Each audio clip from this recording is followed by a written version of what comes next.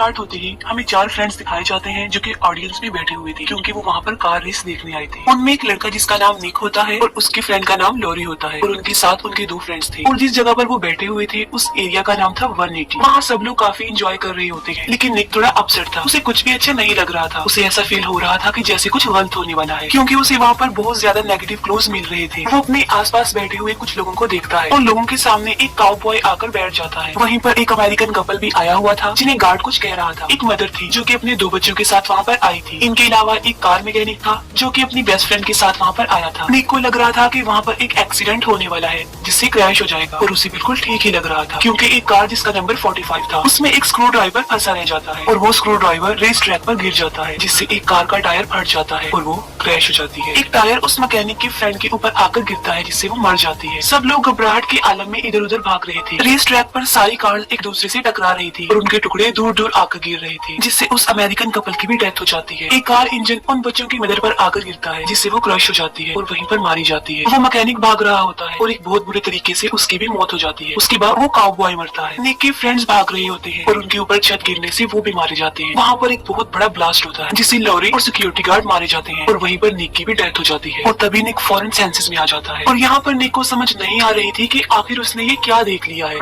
और तभी वही काउबॉय आकर उनके सामने बैठ जाता है। सब कुछ एग्जैक्ट वैसे ही हो रहा था जैसे कि उसने अभी देखा था, यानी उसने फ्यूचर देख लिया था। और निक को पता होता है कि अब क्या होगा, यानी वहाँ पर एक्सीडेंट होगा और क्रैशेस होंगे। और रेल में भी जिस कार का एक्सीडेंट होना था उसका नंबर भी 45 होता है। निक बहुत ज्यादा डर जाता है और घबराते हुए कहता है कि यहाँ पर क्रैश होने वाला है। अक्सर लोगों को उसकी इस बात पर गुस्सा आ जाता है और वो उसे बुरा भला कहने लगते हैं। उसके पीछे बहुत सारे लोग स्टेडियम से बाहर आ जाते हैं, लेकिन इससे पहले कि वो उससे कुछ कह पाते उसका कहा सच हो जाता है और अंदर सारी कार क्रैश हो जाती है। उस अमेरिकन की वाइफ अंदर ही फंस गई थी और वो अंदर जाने की कोशिश करता है, लेकिन सिक्योरिटी गार्ड उसे जाने नहीं देता, क्योंकि क्रैश की वजह से पूरा स्टेडियम उसकी लपेट में आ गया था। सब लोग काफी डरे और घबराए हुए होते हैं। तभी अंदर से उड़ता हुआ एक टायर आता है और उस मैकेनिक की फ्रेंड को कुचलकर मार डालता है और वो लोग देखते ही रह जाते हैं कि ये क्या हो गया। उस इंसिडेंट की अगली रात एक मेमोरियल रखा जाता है उन लोगों की याद में जो इस एक्सीडेंट में मारे गए। निक और लॉरी भी वहाँ पर जाते हैं, जहाँ उन्हें अपने जैसे बाकी सर्वाइवर्स भी मिलते हैं। वो अमेरिकन अपनी वाइफ की डेथ का रिस्पॉन्सिबल गार्ड को समझ रहा था, क्योंकि उसने अंदर जाने जो नहीं दिया था। उसकी बातों से लग रहा था कि वो काफी गुस्से में है और वो अपनी वाइफ की डेथ का बदला जरूर लेगा। रात को भी निक को एक विजन दिखाई देता है जिससे वो डर जाता है और जाग जाता है। उसने अपने विजन में कुछ आग जैसा देखा था और उसे समझ नहीं आ रही थी कि ये क्या है। दूसरी तरफ वो अमेरिकन काफी नशे में था और वो उस गार्ड के घर जाता है। वो ट्रक को ऑन ही छोड़कर गार्ड के घर में जा रहा था, तभी अचानक से बियर कैन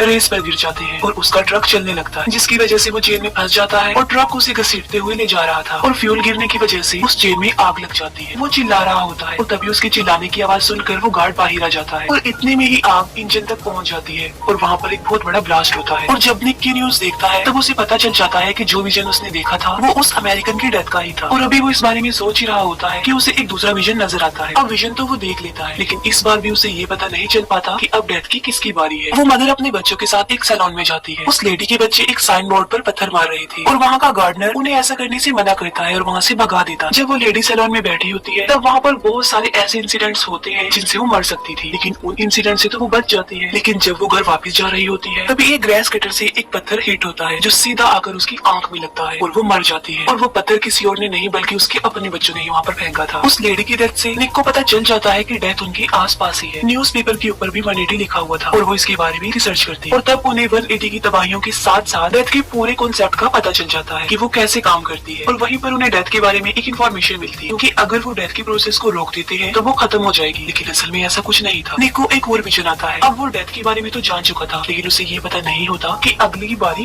किसकी है। और ये पता लगवाने के लिए वो उस स्टेडियम में जाते हैं जहाँ पर क्रैश हुआ था और वहाँ पर वो गार्ड से मिलते हैं। गार्ड उन्हें कैमरा फुटेज दिखाता है जिससे निक को पता चलता है कि अगली बारी उस मैकेनिक की है। वो तीनों मैकेनिक के पास उसकी शॉप पर जाते हैं और वो उस मैकेनिक को सब कुछ बता देते हैं, लेकिन वो उनकी बातों पर बिलीव करने को तैयार ही नहीं था। तभी वो देखता है कि एक वैन उसकी तरफ आ रही है, लेकिन किसी तरह वो उससे बच जाता है और अब उसको उन लोगों की बातों पर यकीन आ चुका था, लेकिन अब काफी देर भी हो चुकी थी। तभी अंदर से एक सिलेंडर आता है जिससे उसके टुकड़े टुकड़े हो जाते हैं। अब निक उन्हें बताता है कि अगली बारी उसकी दोनों फ्रेंड यानी हंट और जेनेट की है। निक को फिर से एक विजन आता है जिससे उसे पता चलता है कि उन दोनों की डेथ पानी की वजह से हो। तब उन्हें एक प्लान आता है और वो सोचते हैं कि हंट के पास निक जाएगा और जेनेट को बचाने के लिए लॉरी और वो गार्ड जाएंगे। जेनेट जो कि कार वॉश एरिया में थी और हंट एक वाटर पार्क में आया हुआ था। जेनेट कार वॉश में जा रही होती है, लेकिन किसी खराबी की वजह से उसकी कार बीच में ही फंस जाती है। अब सारे डोर लॉक थे तो वो बाहर भी नहीं आ सकती थी और किसी को कॉल भी नहीं मिला सकती थी, क्योंकि वहाँ पर सिग्नल्स नहीं आ रही थी। और यही नहीं बल्कि उसकी कार का सन सनरूफ भी खराब हो गया था। तब सनरूफ तो थोड़ा सा खुल जाता है, लेकिन उसके ऊपर एक पाइप टूट जाता है और सारा पानी कार के अंदर आने लगता है। दूसरी तरफ हंट का फेवरेट कॉइन स्विमिंग पूल में गिर गया था और हंट उसे लेने के लिए पूल में चला जाता है। हंट देखता है कि जिस होल में से पानी ड्रेन हो रहा है उसका कॉइन वहाँ गिर गया है और हंट उस ड्रेन होल में फंस जाता है। उन दोनों ने पानी से ही मरना था और वो दोनों बुरी तरह पानी में फंस गए थे। जेनेट की पूरी कार पानी से भर गई थी और वो किसी तरह बड़ी मुश्किल से अपना सर सनरूफ से बाहर निकाल लेती है। जेनेट सोच रही थी कि अब वो शायद बच सकती है, क्योंकि अब तो वो आसानी से सांस भी ले रही थी। लेकिन तभी अचानक से वो कार स्लोप चलने लगता है और जेनेट को अपनी मौत अपने सामने ही नजर आ रही थी। लेकिन लॉरी बिल्कुल ठीक टाइम पर वहाँ पहुँचकर उसे बचा लेती है। वो अपनी कार से उसकी कार को रिवर्स करके उसकी जान बचाने में कामयाब हो जाते हैं। अब जेनेट को तो बचाने में वो लोग कामयाब हो जाते हैं, लेकिन हंट अभी तक वहाँ पर फंसा हुआ था और निक भी वहाँ पर पहुँच जाता है, लेकिन वो हंट को नहीं ढूंढ पाता और हंट की बहुत बुरी तरीके से मौत हो जाती है। अब यहाँ पर तो हंट मर गया और जेनेट बच गई। तो अगली बारी उसी गार्ड की थी। अब वो गार्ड इस दुनिया में बिल्कुल अकेला था, इसीलिए उसे अपनी डेथ से ज्यादा फर्क नहीं पड़ रहा था, क्योंकि उसकी फैमिली मर चुकी थी और उसे भी जीने का कोई शौक नहीं था। लेकिन लॉरी और निक को एक ऐसा क्लू मिल जाता है जिससे वो उसे बचा सकते हैं और उन इंस्ट्रक्शंस को फॉलो करते हुए वो दोनों उस गार्ड के घर जाते हैं। उस गार्ड के घर पहुंचकर वो देखते हैं कि उसने खुद को फांसी पर लटकाया हुआ है, लेकिन अभी तक वो जिंदा है। वो उन लोगों को बताता है कि वो सुबह से फांसी लगाने की प्रैक्टिस कर रहा है, अपनी जान लेने की कोशिश कर रहा है, लेकिन हर बार वो नाकाम रह जाता है। वो लोग सोचते हैं कि जेनेट को बचाकर उन्होंने डेथ के इस प्रोसेस को